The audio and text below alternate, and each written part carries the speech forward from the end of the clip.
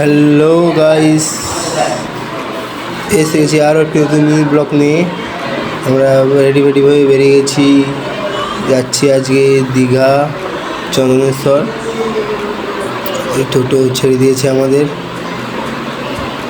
যাচ্ছি এখন। সকাল সকাল বেরিয়ে পড়েছি, হাওয়া খেতে খেতে এসে গেছি আমরা এখন তমলুক স্টেশনে। এই তমলুক স্টেশনে যাচ্ছি আমরা এখন।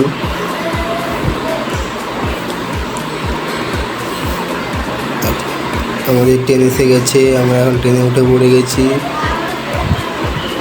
ট্রেন যাচ্ছে দীঘার উদ্দেশ্যে। হাওয়া খেতে খেতে যাচ্ছি আমরা এখন দীঘা চন্দনেশ্বর। ভিডিওটা দেখতে থাকো, খুবই ভালো লাগবে। আমাদের ট্রেন খুবই স্পিডে ছুটছে, আমি গেটের সামনে দাঁড়িয়ে আছি। ট্রেনটা খুব স্পিডে ছুটছে, ছুটে যাচ্ছে। সকাল সকাল হাওয়া খেতে খেতে যাচ্ছি।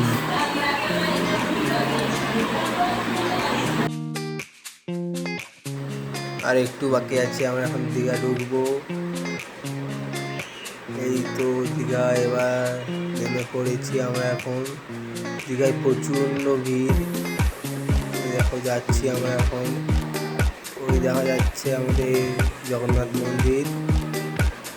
প্রথমে যাব আমরা চন্দনেশ্বর, তারপরে যাব এই জগন্নাথ মন্দির, তারপরে দীঘা সৈকতে যাব আমরা। যেটা দেখতে থাকো, খুবই সুন্দর লাগবে।